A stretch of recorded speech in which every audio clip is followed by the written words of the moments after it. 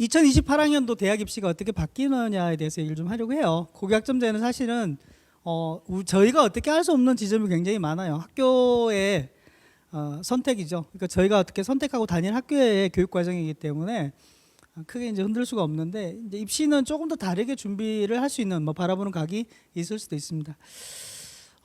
대입의 개편을 가져오면서 가장 크게 생각했던 게 입시를 이렇게 바꿔보자. 하나는 수능 시험을 바꾸고, 또 하나는 고교 학생부죠. 학생부의 내신을 조금 바꿔보자라고 해서 준비를 한 겁니다. 이렇게 해서 학생이나 부모님이나 선생님들이 다 준비할 수 있도록 미리 예고를 하고 한번 해보자라는 취지였는데, 수능은요, 먼저 수능을 얘기를 하면 이게 내년까지 이어지는 2027 고2까지의 수능이고요.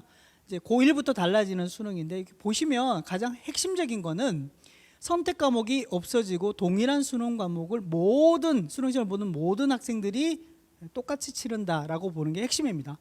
뒤에서 제가 말씀드릴 텐데요. 이거 보면 아까 교육과정 잠깐 보고 왔잖아요. 국어, 수학, 영어 보면 지금 현재 독서하고 문학이 공통 과목이고요. 선택 과목 화작, 언매, 국어에서 둘 중에 하나를 선택해야 돼요. 근데 다 똑같이 봅니다. 화법과 언어, 독서와 작문, 문학. 수학은 지금 수원, 수투가 공통 과목이고 확통, 미적, 기하 중에서 하나를 선택하거든요. 아까 미적 보셨잖아요. 근데 지금 미적이 어떻든가 좀 바뀌어지긴 하는데, 달라지는 건 수학의 대수, 미적, 분원, 확통을 다 똑같은 걸 봅니다. 영어는 별로 달라지지 않았어요. 한국사도 1학기, 2학기 이제 두 개 보는 게 달라진 거, 비교에 달라지지 않았죠. 사회는 많이 달라졌습니다. 사회가 지금 보면 17과목이라고 해서 사회탐구 9, 과학탐구 8, 이렇게 17과목 중에서 막 선택하게 돼 있죠. 대학별로 여기를 많이 지정해서 너 과탐 봐야 돼? 이러다가 지금 많이 허물어 버렸죠. 그래서 뭐가 생겼어요? 사탐런이 많이 생겼죠. 뒤에서 다시 한번 말씀드립니다. 근데 개편되는 2028 수능은 통합사회 1학기, 2학기, 통합과학 1학기, 2학기, 이걸 1학년 때 배우는 과정들을 수능 시험에서 출제하겠다. 나머지는 사탐 출제는 없어요. 과탐 출제도 없어요. 자, 이렇게 바뀌어지면서 달라진 건 뭐냐면, 상대평가는 그대로 유지하는데 선택 과목만 다 폐지가 되고요. 사탐만, 과탐만 통합사회 통합과학으로 바뀌어지고, 사회탐구, 과학탐구를 또 다 모두 다 똑같이 응시해야 되는 걸로 달라진 겁니다. 그러니까 똑같은 수능 시험을 모두 다 본다, 이렇게 생각하시면 되는 거죠. 근데 시험을 보는 시간표도 좀 달라졌는데요. 뭐가 달라졌냐면 1, 2, 3, 4, 5교시까지 다 똑같이 가면서 과학탐구에 사회탐구의 비중들을 조금 더 두자. 그래서 과목당 문항수, 통합사회 통합과학은 5문항씩 더 늘리고 시험 시간도 10분씩 더 늘린 거죠. 요걸 조금 더 반영 비중을 높이겠다, 좀 어렵게 가져가겠다는 게 취지가 좀 있는 거죠. 나머지는 다 동일하다라고 보시면 됩니다. 제2외국어 한문도 사실은 서울대에서 반영하기 때문에 조금 중요시하긴 하는데, 요건 좀 비중이 줄어들었죠, 반대로. 자, 그래서 2028학년도 수능시험 성적표를 받게 되면 지금은 2025, 26, 27까지 똑같은 거죠. 이렇게 성적표가 작년도에도 나왔던 것처럼 실제로 표준점수 100분이 등급, 선택 과목이 이렇게 위에 병기가 되잖아요. 근데 시험 성적표가 바뀌면 표준점수 100분이 등급이 있고, 제2외국어 한문 빼고는 다 똑같은 과목이기 때문에 선택 과목이 병기가 되지 않습니다. 이렇게 바뀌어지면 어떤 상황이 생기냐면, 지금도 그러긴 한데요. 자연계열에서 수학 공부 잘하고 자연계열에서 통합과학 잘하는 친구 있잖아요. 이런 친구들이 굉장히 수능에서도 유리할 것으로 지금 보여집니다. 뒤에서 다시 한번 말씀드릴게요. 내신은 뭐가 달라졌냐면, 내신이 9등급제, 그러니까 1등급 4%, 2등급 7%, 그 다음에 4, 7, 11 이렇게 이제 쭉 나눠가지고 퍼센트를 기준으로 가던 이 9등급제가 지금 어떻게 해요? 5등급제로 바뀌어지는 거죠. 이게 가장 큰 변화입니다. 고교 내신이 등급제가 5등급제로 바뀌어지는 게 가장 큰 핵심입니다. 성취도는 똑같아요. A, B, C, D 있고 I가 있다고 하는데 미수가, 제가 말씀드렸던 대로 미수가 크게 지장이 없다고 했잖아요. 자, 근데 여기 보시면 통계 정보라고 성취도별 분포 비율 A 몇 명, A 몇 퍼센트, B 몇 퍼센트, C 몇 퍼센트 있을 거예요. 과목 평균, 이제 국어 평균이 80점이다. 수강자 수 200명이다. 이런 것들이 있잖아요. 달라진 게 한 가지가 교육과정 운영상 특이사항이라고 그래가지고, 이게 매 과목마다 요 밑에 보면 자세한 것들이 나와 있어요.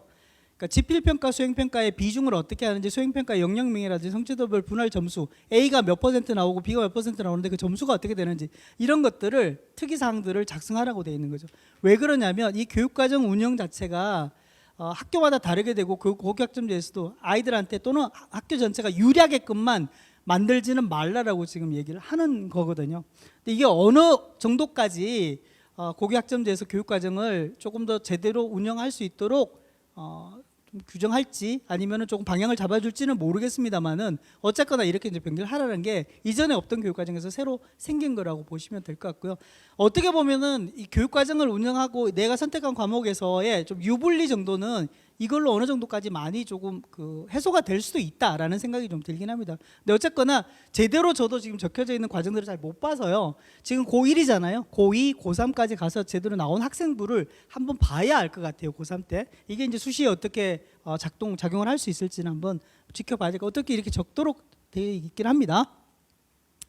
자, 이제 아까 말씀드렸던 대로 고교 내신 5등급제가 가장 큰 건데 변화인데 이게 내신 9등급제하고 내신 5등급제로 과목 간에 바뀌어지면요. 통상적으로 아까 말씀드린 4, 7, 12, 17 이렇게 가서 전체로 누적 보면 4, 11, 23 이렇게 가서 9개로 나뉘잖아요.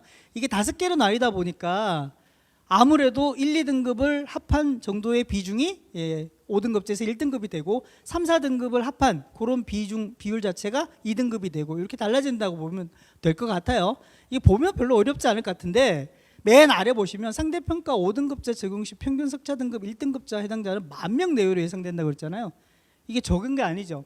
국어, 수학, 영어, 사회, 과학 이든 몽땅 다 합해가지고 석차 등급이 나오는 5등급제에서 석차 등급이 나오는 과목을 1학년 1학기부터 3학년 1학기까지 다 합해서 다 올 1등급이 내가 한 10,000명 정도 된다. 굉장히 많은 거잖아요. 지금은 추산하기로는 뭐 몇백 명 정도 나온다고 얘기를 해요. 9등급제 하에서는. 자, 근데 여기서 이제 중요한 게 내가 이제 특정 과목을 봤는데 20등 안에만 200명 중에서 20등 안에만 들어가면 1등급이 되잖아요. 기존에 1등급 받으려면 200명 중에서 8명이었으니까 인원수는 대폭 늘어났잖아요. 좋아요. 1등급을 받을 수 있는 확률은 굉장히 높아졌어요. 그죠? 근데 문제는 보시는 대로요. 3등급에서 2등급으로 올라가려면 132가 2등이 3등급의 끝이에요. 200명 중에서. 근데 2등급이 68등이 끝인데 요걸 극복하려면 64등을 올려야 돼요.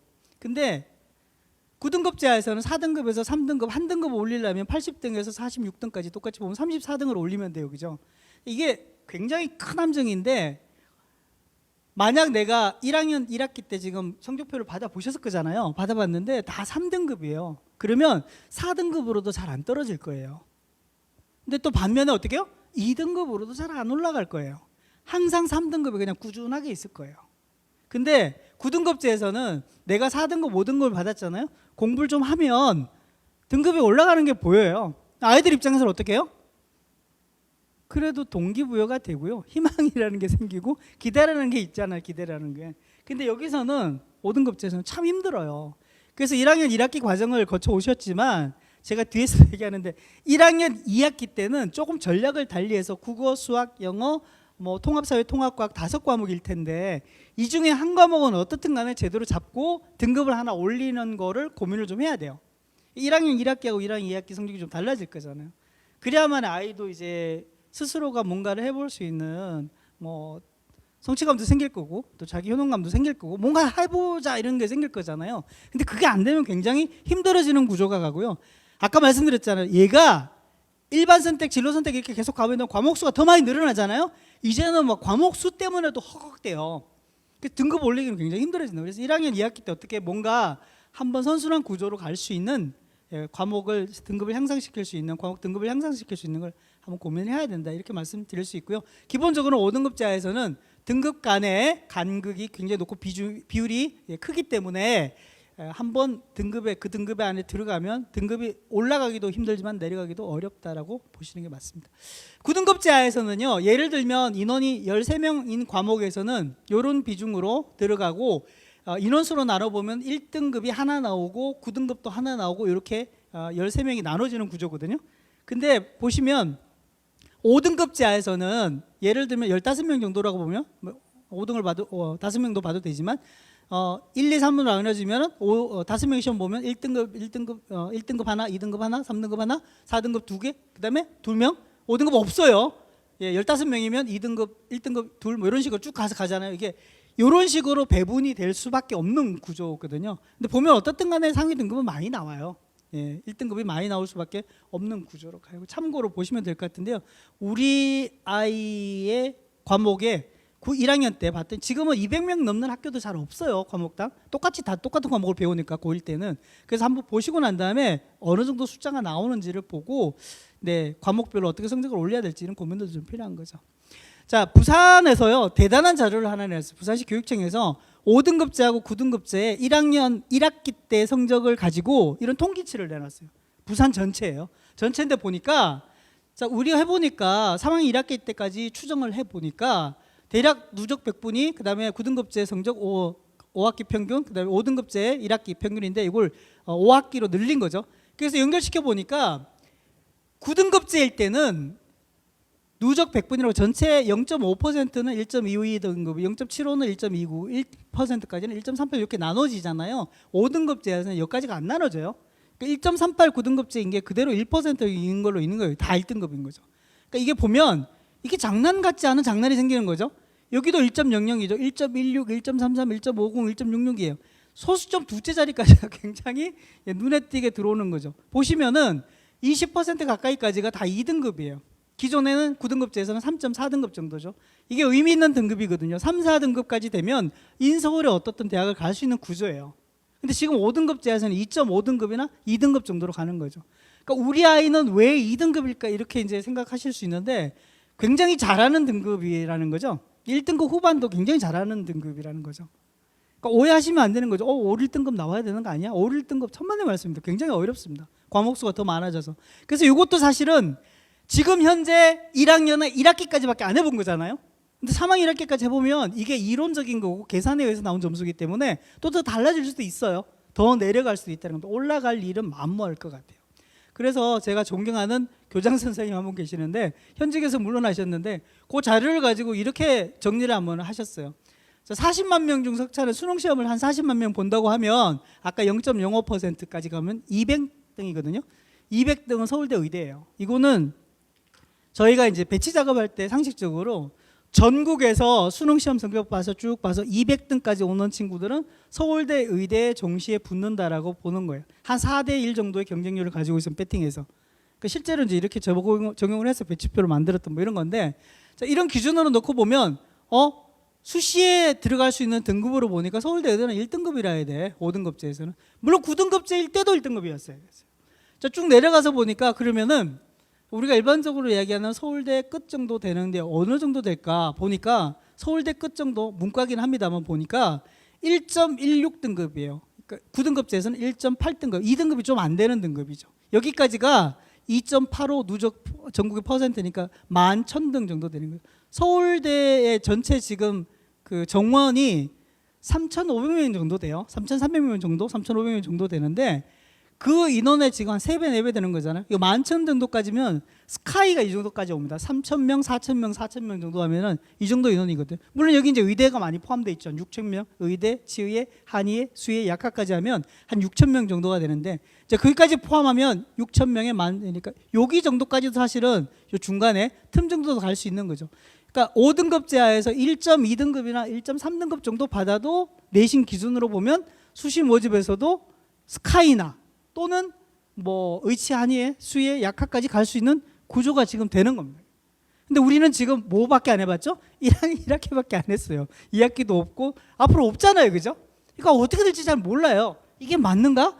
맞을 수도 있고 안 맞을 수도 있어요. 그래서 제가 보건대는 가장 큰 답은 고1이잖아요.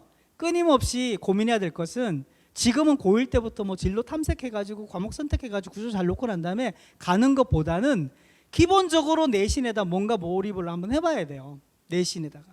그러니까 뭐 내신? 그거 뭐야 점수 따는 거 아니야. 이렇게 보시지 말고요. 제가 뒤에서 말씀드릴 텐데 어쨌거나 뭐라도 해야 되는데 뭐 진로를 제대로 결정하자. 또는 내가 진로 선택 과목을 어떻게 할지 진로를 염두에 두고 고민하자. 다 좋아요. 그건 그대로 하되 1학년 2학기까지는 어떻든 간에 내신 학과의 교과 공부에 과목 공부에 조금 더 충실하자. 이렇게 말씀드릴 수 있을 것 같아요. 인서울에 들어가려면 이 기준으로 놓고 보니까 2점 몇 등급이죠? 5등급 가까이 되는 성신여대 인문인데 이게 아마 여대 정도 라인 정도 되는 것 같아요. 2.5등급 정도 오면 5등급자에서 딱 절반 정도 되잖아요. 네, 여기까지가 전국 단위로 보면 한 25% 정도 수준 돼요. 10만 명 정도 되는. 그러니까 그러니까 이 정도 안에 들어와야만이 인서울에 갈 수 있는 구조가 된다라고 보니까 나중에 참고해서 한번 보세요. 그리고 제가 아까 말씀드렸잖아요. 모두에 지금 아무리 이런 얘기해도 지원 안 하실 거잖아요. 지금 고3 있으세요 혹시?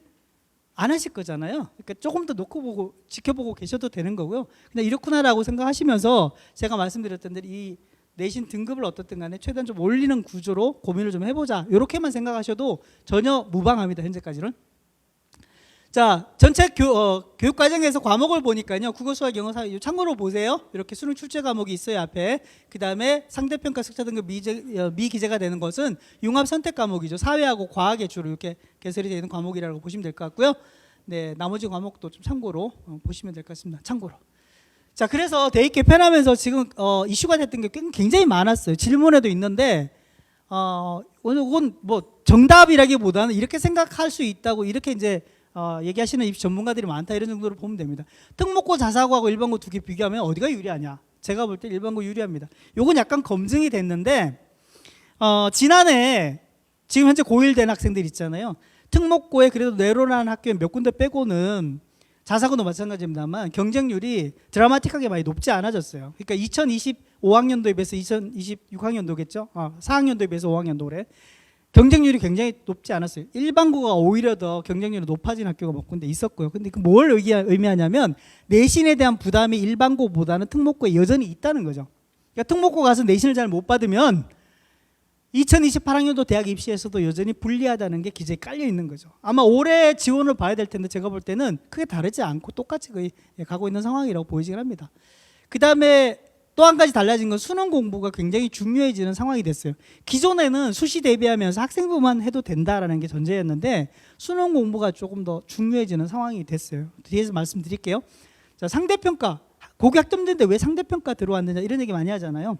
근데 절대평가제로만 하면 아까 그 교육과정 안에서 학생부 쓸 때 보면 특이사항들 적도록 돼 있잖아요. 그것처럼 이 과목이 어떻든 상대평가도 마찬가지로 절대평가제도 이게 왜 이 과목의 특성이라든지 뭔가 굉장히 좀 잘 정리를 해야 될 필요가 있는 거죠. 지금 말씀드린 요 성적 부풀리기는요 언제 나왔냐면 2005학년도에서 그때는 수미양가가 있을 때였어요. 제가 알기로 강남 대치동 일건에 있는 일반계 고등학교에서 모든 학생들의 1학년, 2학년, 3학년의 모든 과목들의 미이하가 나온 친구는 하나도 없습니다. 다 수 아니면 우예요. 왜? 그때 연세대가 우까지만 감점을 하지 않고 미는 감점을 줬거든요. 그러니까 어느 고등학교에서 어떤 선생님들이 이 학생에 대해서 국어를 미를 주겠어요? 미 줄 수가 없어요. 누가? 난리가 납니다. 난리가 나. 네. 왜 우리 아이만 미를 줬는지 그 기준에 대해서 명확하게 나한테 설명하라고. 누가? 학부모님들의 열성이 민원이 아마 대단할 거예요. 근데 상대평가를 할 수밖에 없는 또 하나는요. 이게 교과 전형 있죠. 뒤에 설명할 텐데 학생부 교과 전형에서는 상대평가를 하지 않으면 내신 초점 둘째 자리든 셋째 자리든까지 교과 전형에 있기 때문에 이건 하는 수 없이 어떻든 간에 상대평가를 해야 된다. 그 전제하로 아무튼 상대평가가 고교 학점제일 수도 있다. 이렇게 보시면 되겠고요. 현재 고등학교 2학년 부모님 있을지 모르겠는데 요거는 교육과정이 바뀌었기 때문에 재수하게 되면 굉장히 불리해지는 상황이 오고요. 고1 경우에도 입시 자체가 바뀌었기 때문에 당해 연도에는 아마 제 생각에는 복불복이 있을 거예요. 하는 수 없는 과정이라고 생각되긴 해요. 그래서 아마 수시나 정시 지원할 때 굉장히 조금 쏠림이라든지 아니면 예상치 못했던 일들이 좀 발생할 수도 있다. 이렇게 보여지고요. 수능이 다 공통 과목으로 바뀐다고 그랬잖아요. 선택 과목에 따른 유불리는 해소된다고. 요거는 뒤에서 제가 자료 보면서 한번 설명드릴게요. 예. 수능 난이도의 변화. 요것도 올 것 같아요. 지금 현재는요. 수학과 과탐 난이도는 좀 쉬워질 수 있다고 그랬죠. 수학이 아까 미적분 빠지면서 그죠? 그다음에 탐구도 지금 문항수나 시험 시간이 좀 늘어나긴 했지만 기본적으로 1학년 때 배우는 과정이잖아요. 얼마만큼 어렵게 출제할지는 몰라요. 근데 예상 문제라든지 이런 부분은 평가원 통해서 나와 있어요. 그래서 정말 우리 아이가 통합사회와 통합과학이 어느 정도인지를 봐야 되겠다. 그럼 예시문항 풀어보시면 돼요. 어느 정도 난이도인지 나와 있으니까. 그다음에 국어는 난이도가 어려워질 수 있다는 거에 다들 중론을 모으고 있어요. 국어는 어려워질 거다. 왜? 수학이 조금 쉬워지는 대신 국어의 난이도가 지금보다 더 어려워질 수가 있다. 하지만 변별이 돼야 되기 때문에 수능의 난이도는 여전히 쉽지는 않을 거다라고 보는 게 또 다른 중론이다 이렇게 말씀드릴 수 있고요. 수능의 공부도 좀 달라지겠죠. 이게 지금 현재로는 조금 다르게 보여야 되는 게 있어요. 인서울에 있는 모든 대학들은 제가 볼 때는 국어, 수학, 영어, 통합사회, 통합과학 다 수능에 반영할 거예요. 정시 모집에. 하지만 수도권이나 지방으로 내려가잖아요. 그럼 국어, 수학, 영어에 통합사회 또는 통합과학 이렇게 반영할 가능성이 굉장히 커요. 한 과목만 반영한다는 거죠. 네. 자연계열은 어떻게 할까요? 무조건 통합과학은 반영을 할 거예요. 그다음 통합과학 반영 비중이 굉장히 높일 수도 있고요. 통합사회는 낮출 수도 있고. 근데 지금 여기 말씀드린 것처럼 계열에 따라서 달라질 수도 있지만은 대학에 따라서도 굉장히 다르게 반영할 수도 있기 때문에 요거는 발표되는 자료 언제 발표된다고 그랬지 제가? 내년 4월에 발표되는 자료 좀 보시고 판단을 좀 해줄 필요가 있는 것 같아요. 수능 공부 지금부터 뭐 하지는 않으니까. 근데 어쨌거나 조금 더 예의주시를 해야 된다. 이렇게 말씀드릴 수 있고요. 수능과 내신 절대평가제 뭐 2032년부터 하니 많이 그런 얘기 있잖아요. 제가 볼 때는 2032년도 쉽지 않습니다. 우리가 생각하는 절대평가를 받아들일 수 있는 사회 구조적으로 또는 입시에서 다 모든 사람들이 오케이 괜찮아 이렇게 가자라는 걸 인정하지 않으면 절대평가는 절대 정말 있을 수 없을 가능성이 굉장히 큽니다. 아까 얘기했잖아요. 누가 A, B, C, D 이 중에서 C나 D를 줄 수 있는 분들이 과감히 생겨져야 되는데 학교 교육과정상 그렇게 못 준다는 거예요. B만 줘도 사실은 뭐 B가 안 나오게끔 만드는 구조, C가 안 나오게끔 만드는 구조 뭐 이렇게 가요. 그게 이제 평가 척도에 보면 사실 이게 그냥 우리가 이제 그 정해가지고 고정 척도라고 가는 게 있고 변동 척도라는 게 있거든요. 고정 척도는 90 이상이면 A, 80 이상이면 B, 70 이상이면 C 이렇게 가는 거고요. 변동 분할 척도는 평균에 따라서 다르게 움직여요. 예를 들어서 시험이 굉장히 어렵잖아요. 85점까지 A를 줘요. 78점도 A를 줄 수 있어요. 그러니까 이런 식으로 움직여지면 그죠? 학교에서는 다 다른 선택을 할 거잖아요. 가급적 A를 많이 줄 수 있는 구조. 시험을 어렵게 내버린다든지 네, 이렇게. 그러니까 이게 사실은 뭐 쉽지 않은 걸로 갈 거예요. 그다음 또 하나는 수능과 내신이 다 절대평가로 가잖아요. 그러면 대학에서는 아이들을 선발하기 위해서 뭘 쓸까요? 가장 첫 번째 넘버원은 뭐예요? 무조건 면접 볼 거예요. 면접 봐야죠. 누가 잘하나 누가 똑똑하나 봐야 되겠죠. 논술 시험 키운다고요? 아 논술은 정부 정책에 반하는 거예요. 이건 안 돼요. 그러니까 어쨌든 면접의 영향력이 굉장히 커질 수 있고요. 이러다 보니까 수능과 내신이 둘 다가 수시에서도 쓰이고 둘 다가 어디에 쓰여요? 정시에도 쓰일 수 있는 구조로 바뀔 가능성이 굉장히 크다는 겁니다. 그래서 아까 말씀드렸던 대로 학생부와 함께 수능의 비중이 더 커질 수 있다. 그다음 수도권 의대를 갈까요? 지역에 있는 의대를 갈까요?로 고민 많이 하죠. 그래서 인서울에 있는 친구들이 지방 의대로 지금 가기 위해서 내려가 있는 친구들도 꽤 많습니다. 제가 아는 지인 중에서도 거꾸로 가 있는 거예요. 지역 인재 전형 노리려고 가서 의대 뭐 어디든 가면 된다 이런 거죠. 지난해 1,500명 정도 늘어나면서 의대 정원이 의대 컷이라든지 치의의 한의 약학까지도 컷이 많이 내려왔어요. 근데 올해 수시 보니까 되려도 다 올라갔어요. 아마 더 올라간 것 같기도 해요. 내년에 어떻게 될지 모르지만 제가 보기에는 쉽지 않은 구조라서 여전히 지방으로 가는 친구들이 좀 많아진다 이렇게 보이시긴 합니다. 자, 전 학년이 고1, 2, 3학년이 전부 다 내신이 5등급 상대평가제로 지금 바뀌어졌다고 보셔도 됩니다. 이전에는 성적표 보시면은요, 고1, 고2 때는 상대평가 과목이 굉장히 많고요. 2학년, 3학년 올라가면 상대평가 과목이 줄고 진로 선택 과목이 많았어요. 진로 선택 과목은 상대평가가 없었어요. 예전 1호 개정교육과정은 없어요. 없으니까 다들 고3 되면은 국어, 수학, 영어에 한 과목 정도씩만 상대평가 과목이 있고 나머지는 전부 다 진로 선택 과목이에요. 진로 선택 과목은 A, B, C 3개의 등급이 있는데 다 뭐 받죠? 웬만하면 A 받아요. 다 갈라지지 않는 거죠. 그러니까 1학년, 2학년 과정에서 결판이 다 났어요. 근데 이 과정이 바뀌었잖아요. 그죠? 이제 어떻게 돼요? 몰라요. 3학년 과정에서 진로 선택 과목이 있어도 뭐가 있어요? 상대평가 등급이 있어요. 그러니까 1, 2, 3학년 끝까지 내신의 등급으로 고전을 해야 되는 상황들이 지금 오고 있다라고 보여지는 거죠. 말씀드렸던 대로 수능을 챙겨야 되는 구조고요. 수시하고 정시가 비슷하게 수시에서 쓰이는 전형, 정시에서 쓰이는 전형이 비슷해진다. 그 다음에 지금 요건 지켜봐야 되긴 하는데요. 정시 수능으로 선발하는 인원을 좀 줄이고 수시 학종으로 선발하는 인원을 좀 높이자. 요 뒤에서 또 말씀드릴게요. 수시와 정시 모두 면접 반영 대학이 좀 늘어날 수 있다라는 게 중론입니다. 자, 그래서 지금 여기 이제 경희대, 성대, 연대, 중대 작년에 공동 연구한 게 있는데 여기 수시 전형이거든요. 학생부, 교과, 학생부, 종합, 논술. 그다음에 여기는 정시, 수능 전형인데 수시, 정시 다 할 것 없이 보면 교과 성적하고 수능 최저로 뽑았던 거를 교과 성적의 출결 교과인데 이 교과 종합이 중요한 거죠. 내신만 보지 않고 내신 과목을 어떻게 선택해서 성취도가 어느 정도인지를 보겠다라는 게 있고요. 학생부 종합 전형은 수능 최저가 그동안 잘 없었어요. 근데 이거 넣어야 된다고 생각하는 거예요. 왜? 내신도 안 갈라지고 다들 1점 몇 등급, 뭐 2점 몇 등급 이런 게 어떻게 구분이 되겠어요? 이거 안 되니까 면접과 함께 수능 최저를 놓자라는 거고요. 논술 전형도 지금은 논술 100%가 굉장히 많거든요. 논술만 가지고 뽑아요. 내신 안 본단 말이에요. 내신 봐야 된다. 왜? 얘가 논술 시험도 보지만은 학생부를 일정 부분 반영을 해서 내신이 어느 정도인지를 봐야 된다. 그리고 이제 출결이 많이 들어가 있잖아요. 그만큼 아이가 자기 관리 어떻게 하는지도 사실 봐야 되고, 출결이 이제 요거는 아까 3분의 2 출석하고 40%뭐 이렇게 성취도 있잖아요. 미수 기준 되는 거. 그거까지 같이 이제 겸해야 된다. 이런 거 좀 깔려 있는 것 같긴 해요. 자, 가장 큰 거는요. 수능 전형, 수능만으로 뽑는 정시는 수능만으로 뽑지 말고 학생부하고 출결을 추가로 넣거나, 아니면 학생부 출결에 교과 이수 과목을 넣거나, 아니면 교과 종합평가를 아예 해라. 어떤 과목을 선택하고 그 과목의 성취도가 어느 정도 되는가를 보란 얘기죠. 그게 반대죠. 아까 학생부만 할 게 아니라 수능도 해야 되는데 정시로 오니까 어떻게 돼요? 수능만 할 게 아니라 학생부도 해야 되는 거죠. 이런 구조로 지금 바뀌어가는 겁니다. 둘 다를 미리 좀 챙겨야 되는데 고1부터 수능을 잘 못 챙겨요. 어떻게 해요? 학생부 먼저 깔고 가야 되죠. 그래서 제가 말씀드린 겁니다. 1학년 1학기 때 내신이 좀 안 돼 있어도 그래도 내신이 좀 기저가 되고 기반이 된다고 본다면 아이들 동기부여를 위해서도 1학년 2학기 때 내신을 좀 올리는 구조로 가면 나름 조금 더 선순환 구조가 되지 않을까, 이런 말씀을 드려본 겁니다. 자, 그 다음에 아까 말씀드렸던 대로 통사 통과가 예시문항이 나왔어요. 예시문항이 나왔기 때문에 좀 봐야 되는데, 지금 현재 고1에서는요 아마 올해 고1도 학평 몇 번 봤을 거예요. 그죠? 예, 3월달, 6월달, 9월달 성적은 아직 안 나온 것 같아요. 아무튼 보니까 통사 통과가 모든 학생이 똑같이 시험을 치르는데 보면 평균이 많게는 뭐 몇 점? 9점? 예, 맞죠. 적게는 4점, 5점 이렇게 통사에 비해서 통과가 시험 과목 평균이 낮아요.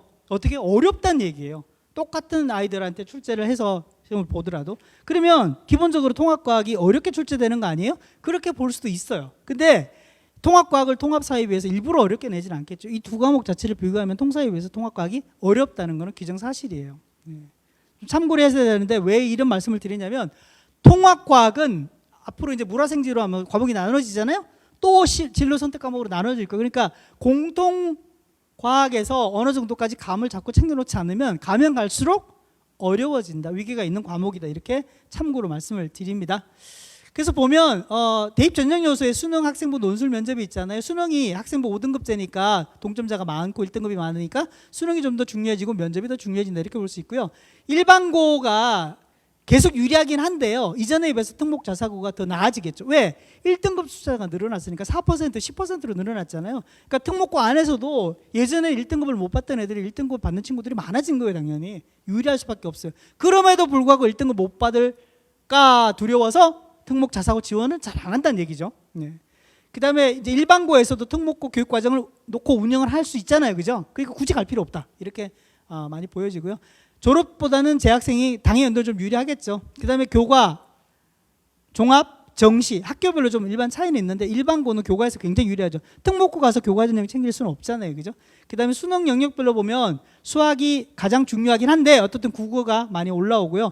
통사 통과는 좀 지켜봐야 됩니다. 이거는 난이도가 급 어려워질 수도 있는데 아마 고3 정도 돼봐야 아마 나오겠죠. 자, 중요한 거는 고등학교에 진학한 경우에는 어느 고등학교 가야 돼? 고민할 전혀 없겠죠. 근데 고등학교 진학을 앞둔 경우에는 좀 고민해봐야 되죠. 보면 여러 가지로 저희가 구분해 볼 수 있어요. 그죠? 네, 교육 과정을 살펴볼 수 있고 내 성적을 고려할 수도 있고, 그 다음에 어떤 학교 갔더니 이 학교는 공부를 잘하는 학교더라. 이 학교는 보니까 종합으로 대학을 많이 가더라. 아니다, 이 학교는 수능으로 많이 가더라. 이런 학교들이 있죠. 근데 그런 학교들을 보고 좀 판단할 수도 있고요. 학교가 가까워야 아무래도 좋긴 해요. 너무 멀고 이제 통학이 불편한 것보다는. 그 다음에 학생부 종합 전형으로 대학을 많이 보내느냐, 교과 전형으로 많이 보내느냐, 수능 중심으로 많이 보내느냐 다르죠. 저희가 있는 지역 또는 인서울 쪽에서는 아마 종합 전형 쉬울 수도 있는데 쉽지 않아 보이고요. 이거는 근데 어떻든 학교에 따라 좀 다릅니다. 근데 교과가 좀 그래도 유력시되는 학교들이 좀 있고, 그다음에 서울 안에서도 수능으로 많이 보내는 대치동 쪽에 이제 학교도 있지만 목동에도 몇 군데 있어요. 네, 학교들. 그러니까 수능 성적으로 대학을 보내는 경우가 과천에는 별로 많이 없는 것 같긴 한데 어쨌거나 네, 종합 전형보다는 교과 전형이 많기 때문에 어떻든 교과나 종합 두 개를 합하는 뭐 일반 전형이 주로 일반 학고가 주로 될 수도 있겠죠. 네. 이건 지역마다 좀 다릅니다. 뒤에서 한번 말씀드릴게요. 자, 어떻든 입시 준비 정도를 보면 일반고에 가면 학생부 교과나 또는 수능이나 두 부분을 잘 준비를 할 수 있고 비교과 영역이죠. 여기까지 잘 준비를 해서 입시를 잘 준비를 할 수 있어요. 면접 논술도 웬만큼 돼요. 특목고는 조금 나아지는 게 면접이라든지 이런 부분은 좀 더 나아질 것 같고요.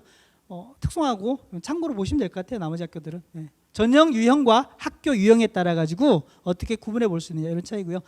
이게 아까 말씀드렸던 대로 일반 공통 과목이 국민 공통 기본고의 교육 과정이 고1 과정이라고 그랬잖아요. 이 과정의 내용들을 아무튼 읽어보시면 돼요. 나중에 받으셔가지고. 이런데 제가 말씀드리려고 하는 건 강남에 있는 특정 학교의 올해 교육 과정에 고1 들어가는 보시면 국어는 1학년 때 배우는 게 공통국어 1, 2 이렇게 돼 있죠. 그 다음에 독서와 작문, 문학, 화법 언어 많이 보셨죠? 수능에 아까 나왔던 과목. 이게 2학년 3학년 과정에 걸쳐서 4단위 이제 4학점이죠. 이렇게 운영을 한다고 돼 있고요. 대수 미적분도 2학년 때 다 배우죠. 영어 1, 2도 2학년 때 다 이렇게. 예, 3학년 때는 사실은 배울 수 있는 과목들이 사실 많이 없죠. 일반 진로 있긴 있지만 주로 1학년, 2학년 과정들이 굉장히 많다 이렇게 보여지고요. 자, 여기 이제 2학년 과정 가면 사회하고 과학을 수학도 확통이 이제 수능 과목이긴 한데 터가지고 이 중에서 4개를 선택해라. 2학년 때도 쭉 가서 사회하고 과학에 쭉 이런 과목들 놓고 이 중에서 4개를 선택해라. 그죠? 그 다음에 특목고 선택도 있네요. 물리학 실험이라든지 또는 정보과학 이런 과목들은 특목고 과정인데 이걸 이제 일반계 고등학교에서 운영을 하는 거죠. 3학년 때 가서 보니까 3학년 때도 보면 국어, 수학, 영어 해서 하나 하는 거 있죠. 국어 수학에. 그 다음에 영어 이렇게 국어에서 또 택 하나 하는 거예요. 이 과정들이 아까 말씀드렸던 대로 1학년 과정은 다 똑같이 대부분 가는데 2학년 3학년 과정 오니까 이게 선택이 많아지잖아요. 어떻게 선택하는 게 나을지 고민이 되는 거죠. 예를 들면 보세요. 4개를 선택하는데 수학하고 사회가 있는데 확통, 사회문화, 세계사, 세계임, 시민과 지리, 현대사회가 윤리 있죠. 물화생지 있어요. 자연계열이라면 물화생지, 지구과학 잘 안 합니다. 물화생하고 뭐 할까요? 확통하겠죠. 이럴 가능성이 굉장히 높습니다. 왜? 수학은 무조건 다 교육과정에 있는 수학은 무조건 다 한다. 자연계열 첫 번째 원칙. 그 다음에 물화생 안 할 이유가 없죠. 텍스하니까 4개를 그렇게 선택할 가능성이 굉장히 높죠. 인문계열 학생이라면 어떻게 할까요? 확률과 통계 선택하겠죠. 왜? 수능에 있는 과목이니까. 그 다음에 사회문화, 세계사, 세계 시민과 지리, 현대사회 이 넷 중에서 3개를 선택할 가능성이 굉장히 크죠. 이 선택 안 할 가능성이 높습니다. 그죠? 그 다음에 다시 이제 2학기 때 오게 되면 2학기 때는 수학에서부터 이만큼 다 터놓고 하잖아요. 자연계열은 기하 선택할 거예요. 기하 선택. 뒤에 보시면 압니다. 그 다음에 진로로 놓고 보면 이 과학 선택도 보면 아마 역학과 에너지라든지 물질과 에너지, 역학과 에너지는 물리고요. 물질과 에너지는 이거 화학일 거예요. 세포 물질대는 생명과학이고 지구 시스템 과학은 뭐예요? 지구과학입니다. 그러니까 이런 것들 놓고 심화 과정, 진로 과정이잖아요. 이 중에서 아마 선택을 해 나갈 거예요. 내가 하고자 하는 수학이냐 또는 과학이냐에 따라서는 교육 과정이 명확해요. 근데 인문계열은 내가 세계 시민과 지리를 하거나 현대사회와 윤리를 하거나 사회문화를 하거나 이게 굳이 세계사처럼 내가 뭔가를 특정해서 하는 역사 뭐 이런 게 아닌 경우에는 이거 선택 안 해도 사실은 무방하잖아요. 사회문화 하나, 세계 시민과 지리 하나, 뭐 현대사회와 윤리 하나 크게 다르지 않단 말이에요. 이렇게 정도 보시면 돼요. 그러니까 수학이나 과학은 정말 위계가 있고 그 과목들 특히 수학은 몽땅 다 한다 생각하시면 됩니다. 자연계열의 경우에. 그 다음에 과학의 경우에도 물화생지를 기본으로 깔고 그 다음에 이제 진로 과목에서 조금 더 심화되는 과정 가져간다. 제가 말씀드린 게 핵심입니다. 그리고 3학년에 와서 선택하는 거 있죠. 보시면 특목고 선택 과목 굉장히 많잖아요. 이 대학은 이 고등학교는 그래도 일반계 중에서는 내로라는 학교죠. 많이 깔아놓고 특목고 과정에서 선택 많이 하라는 거잖아요. 자신이 있는 거죠. 우리는 이렇게 교육과정 운영할 수 있다는 거죠. 저희 입장에서 놓고 보면 만약 고등학교 선택이 안 되면 될 수만 있다면 이런 과정 선택하면 다른 학교 가서 공동교육과정 안 하고 인터넷 과정 운영 안 하고 그죠? 다른 거 안 하더라도 이 학교에서 다 들을 수 있잖아요. 최고인 거죠. 근데 하지만 여기서도 타시도 교육감 승인 과목이 돼 있죠. 그래서 아마 인터넷 쪽일 텐데 이런 인터넷 과목들도 운영을 해서 하겠다는 것도 깔려 있습니다. 전체 192학점 만들어서 졸업할 수 있도록 하는 구조다.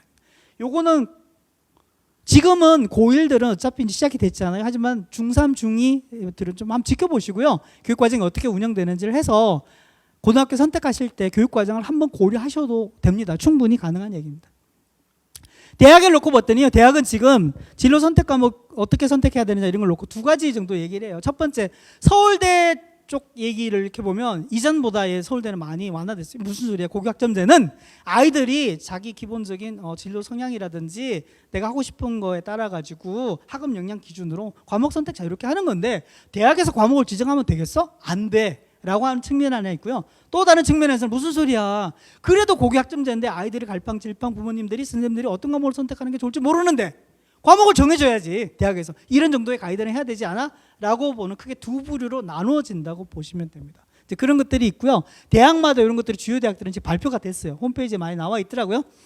참고로 보시면은요, 서울대는 없어요. 뭐가 없어요? 인문과에서는 교과 제2외국어 한문 한 과목 정도 해라 이거예요.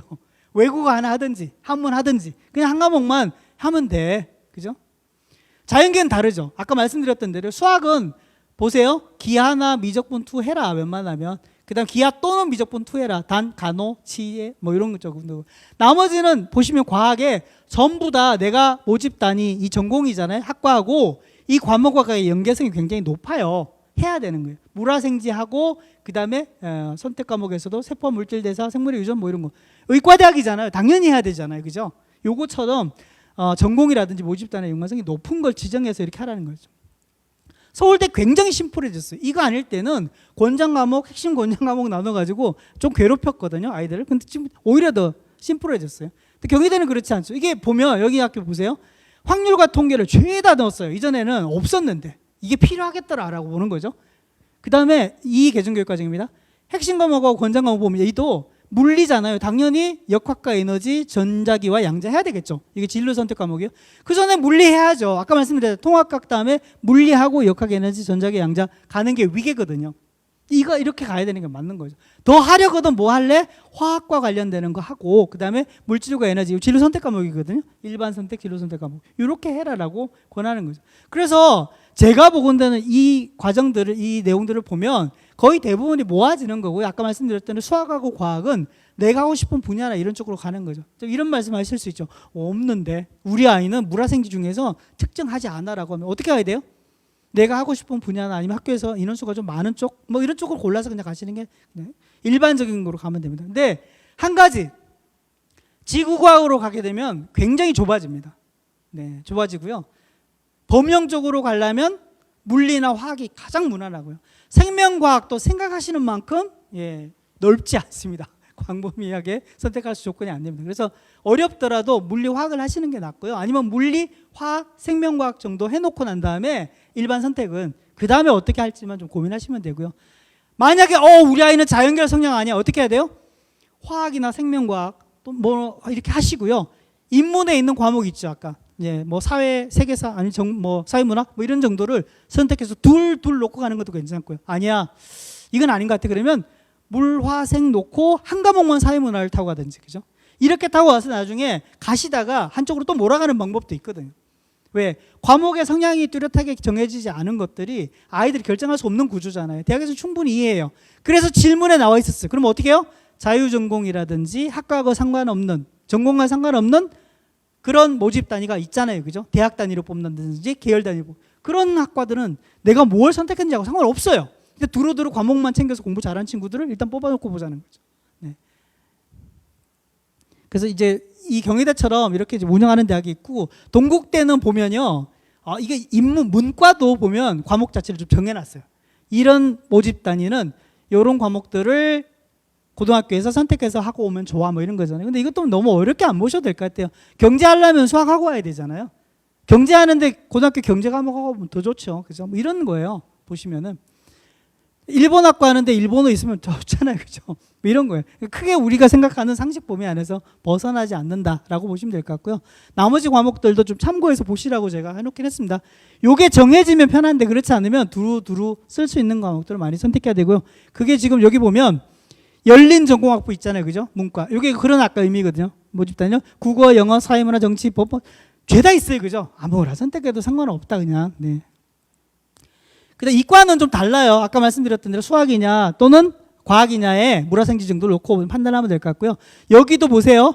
열린 전공학부 자연. 이거는 모집 단위에 특정 전공하고 상관없다고 보이시잖아요. 그러면 수학, 물리, 화학이에요.